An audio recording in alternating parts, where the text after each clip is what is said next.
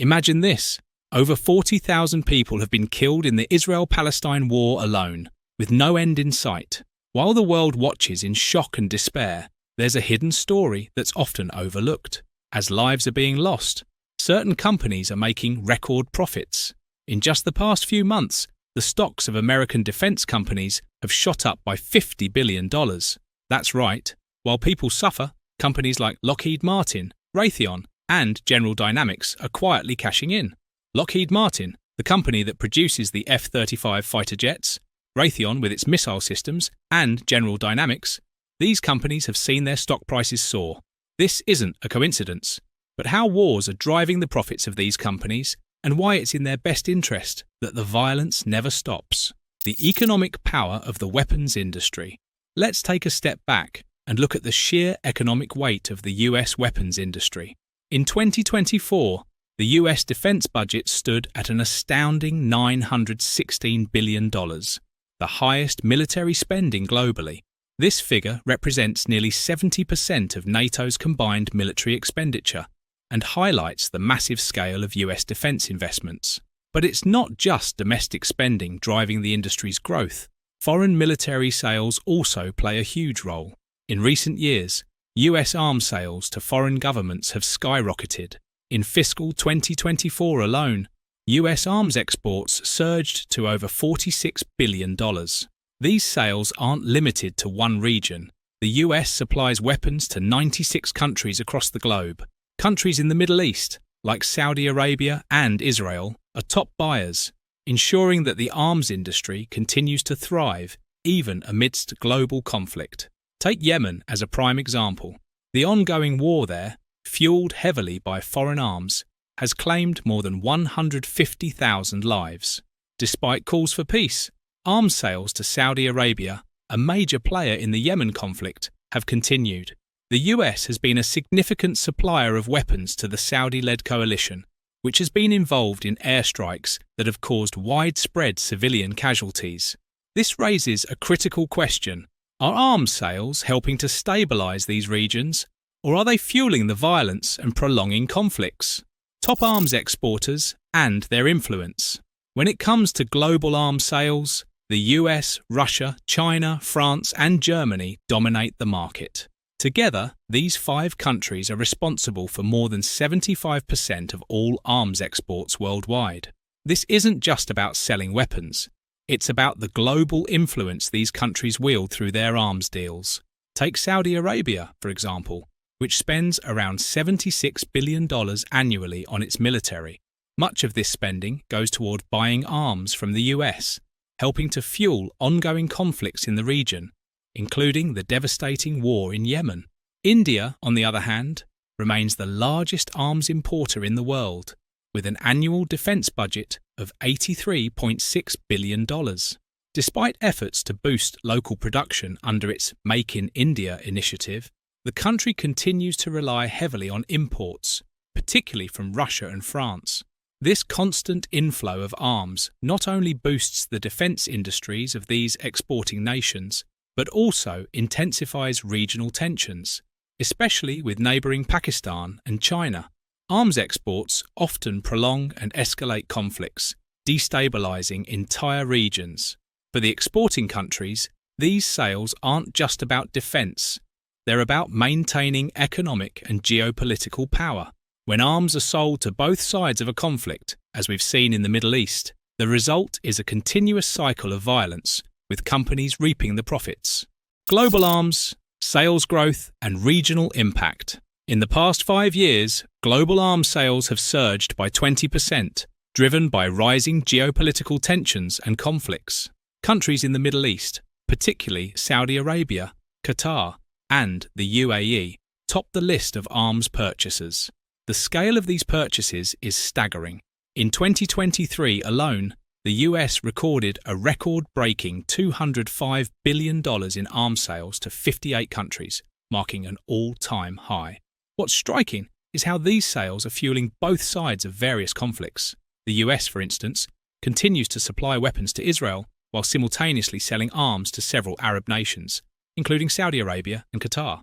This dual supply chain raises questions about the role of arms exports in prolonging conflicts as seen in places like Yemen and Syria. Saudi Arabia's military spending alone is a significant factor, with annual expenditures reaching $83.6 billion. This level of investment ensures that the arms industry continues to thrive, with no shortage of buyers willing to pay top dollar for advanced weaponry. But while these countries are strengthening their arsenals, the conflicts they are involved in are leaving devastating human costs in their wake, and the profits from these sales are benefiting defence companies, not the people caught in the crossfire. Arms trade, beyond alliances and ethical concerns. The arms trade isn't just about alliances or security, it's a business. A prime example is the US, which sells weapons to both Israel and Arab nations like Saudi Arabia and Qatar. On paper, these countries may be on opposing sides of various political issues, yet their weapons often come from the same suppliers. In 2023 alone, the US sold a record-breaking $205 billion worth of arms to 58 countries, including both sides of long-standing conflicts. This highlights a key reality. Arms exports aren't guided by ideology, but by profit. Russia, too, plays this game. Despite tensions between India and Pakistan, Russia has continued to sell weapons to both nations. While India has traditionally been a major buyer of Russian military equipment, Pakistan also receives Russian arms. This raises questions about the motivations behind these sales. Even with India's discomfort, Russia pledged to supply more weapons to Pakistan. The hypocrisy becomes more apparent when we look at the UN Security Council. 4 out of the 5 permanent members, Russia, the US, China, and France, are among the world's largest arms exporters. These same countries tasked with maintaining global peace are fueling conflicts through their weapons sales. Oxfam pointed out that the world's top arms sellers often talk about peace while profiting from war, creating a cycle that seems impossible to break. This paradox reveals the darker side of the arms trade. It thrives on conflict, regardless of the devastation it causes on the ground.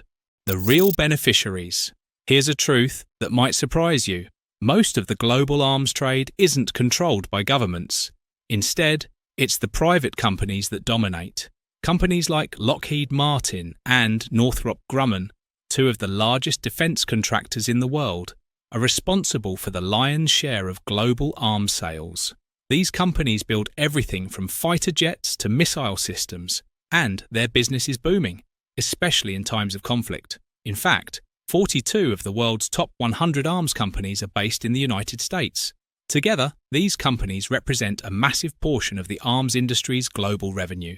In 2022, Lockheed Martin alone generated nearly $60 billion from arms sales, making it the largest arms-producing company in the world. Northrop Grumman wasn't far behind, with over $30 billion in arms sales. But where does all this money go? Not to the general population. The profits from these arms sales directly benefit the private companies and their shareholders.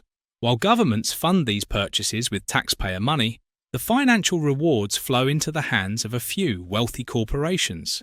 It's a business built on conflict, and as wars continue, so do the profits. The weapon industry's funding model. Here's something few people think about. The weapons that fuel wars are often purchased with taxpayer money, and the profits flow straight into the hands of private companies. In 2024, the US defense budget stood at $841.4 billion, making it by far the highest in the world. India, meanwhile, is the 4th largest military spender globally, allocating $83.6 billion towards defense. Governments justify these massive expenditures as necessary for national security, but a significant portion of this money is funneled to private defense contractors. For companies like Lockheed Martin and Raytheon, this taxpayer-funded spending is a windfall. Governments purchase everything from fighter jets to missile systems, which are then used in conflicts that often result in civilian casualties.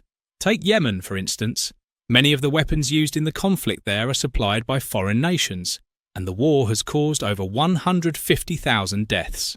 This shows the troubling reality. While defence spending is framed as essential for national protection, these weapons are often deployed in wars that devastate civilian populations, all while boosting the profits of private companies. The role of political lobbying in arms sales. One of the most overlooked aspects of the weapons industry is its deep ties to political lobbying. Defense contractors like Lockheed Martin and Raytheon spend millions of dollars every year to influence US policy in their favor. In 2024 alone, Lockheed Martin spent over $6.4 million on lobbying, while Raytheon spent $6.6 million.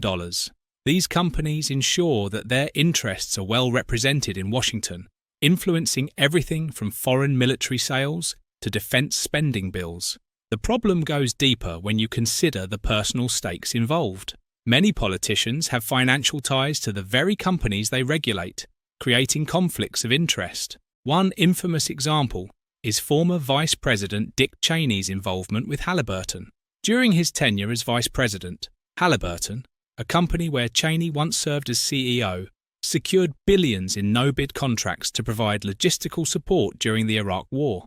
This revolving door between government officials and defense contractors highlights how deeply intertwined the industry is with policymaking.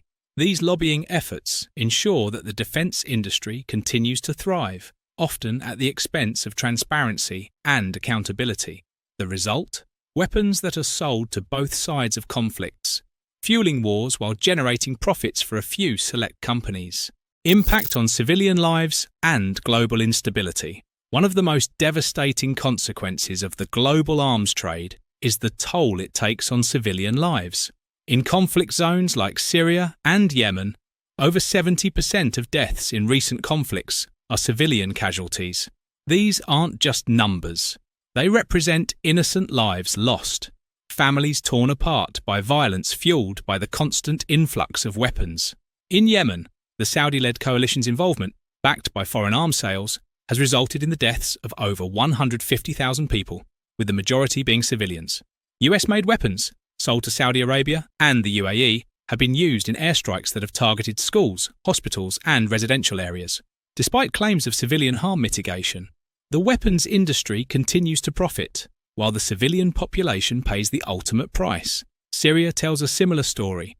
Since the conflict began, an estimated 306,887 civilians have been killed.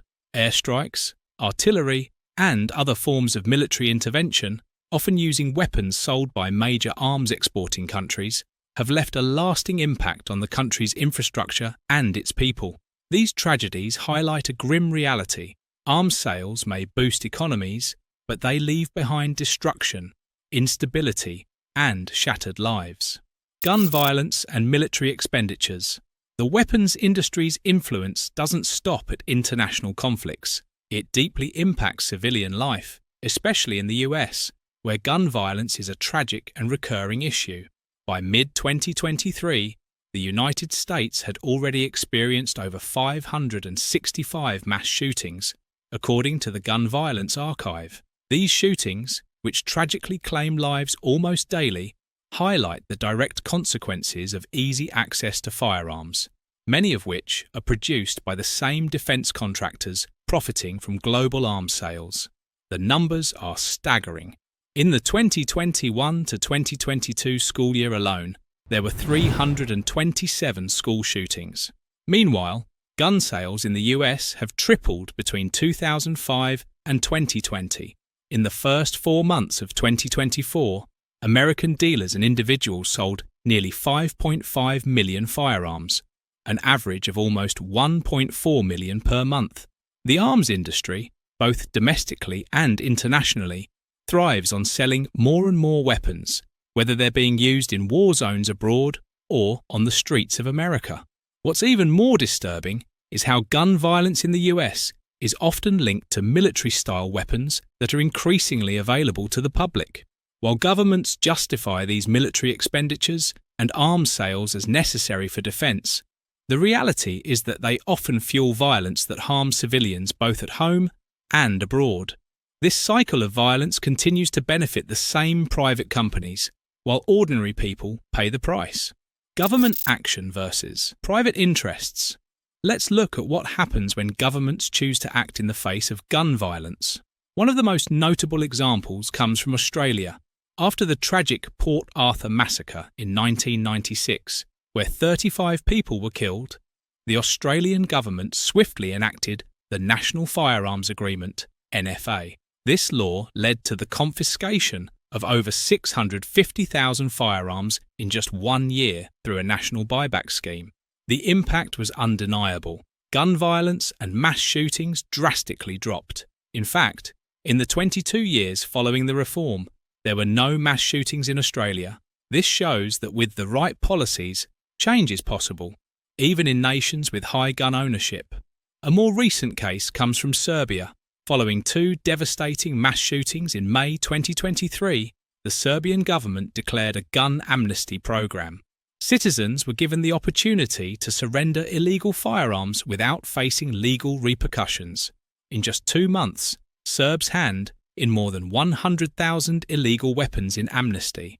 Like in Australia, this action demonstrated the power of government intervention in curbing gun violence. By prioritising public safety over private interests, these countries showed that meaningful change is possible when leaders take bold action. These examples offer a stark contrast to countries where private interests in the arms industry often outweigh public safety concerns. When governments act decisively, lives can be saved and societies can move toward peace. Mercenaries and private armies. The rise of private military companies, PMCs, has shifted the way modern conflicts are fought. One of the most notorious PMCs, the Wagner Group, has become a symbol of this trend. Officially linked to the Russian state, Wagner has operated in conflicts across Ukraine, Syria, and various African nations such as Mali, Libya, and the Central African Republic. What makes Wagner particularly powerful is its hybrid role, acting as both a military force and an economic tool. For example, Wagner played a key role in reclaiming Syria's oil fields, which they subsequently controlled, turning a profit through lucrative resource deals. Wagner's operations are funded by a staggering $9.8 billion from Russian authorities, showcasing how private armies, though ostensibly independent, rely heavily on state backing. This reliance makes Wagner and similar PMCs integral to a government's foreign policy objectives, especially in regions where regular military involvement would be politically or financially costly. Meanwhile, these PMCs profit immensely from resource control, providing security for regimes in exchange for mining or logging concessions. Cyber mercenaries. In recent years, cyber mercenaries have emerged as a new kind of warfare. Companies like Israel's NSO Group, creators of the infamous Pegasus spyware, exemplify this shift. Sold to governments around the world, Pegasus has been used for surveillance, monitoring dissidents, and even influencing political outcomes. This practice came under scrutiny in 2021 when Facebook banned 7 cyber mercenary groups, including 4 from Israel, for targeting over 50,000 individuals. One particularly chilling case involved Team Jorge, a cyber mercenary group that interfered in 33 presidential campaigns globally, successfully influencing 27 of them. These cyber operations have proven just as dangerous as physical warfare, destabilizing democratic processes and violating human rights on a global scale. Conclusion: the dark truth about the weapons industry is that it thrives on global instability. Whether through physical arms sales or cyber warfare, this multi-billion-dollar industry benefits from conflict and violence. From international wars to domestic issues like gun violence, the influence of this industry is everywhere, shaping policies and profiting off human suffering. Governments need to rethink their reliance on arms as the cornerstone of national security. Instead, a shift towards peace-building and ethical governance could break the cycle of violence. As citizens, we must question the long-term impact of the weapons industry and demand more sustainable, humane approaches to global and domestic security.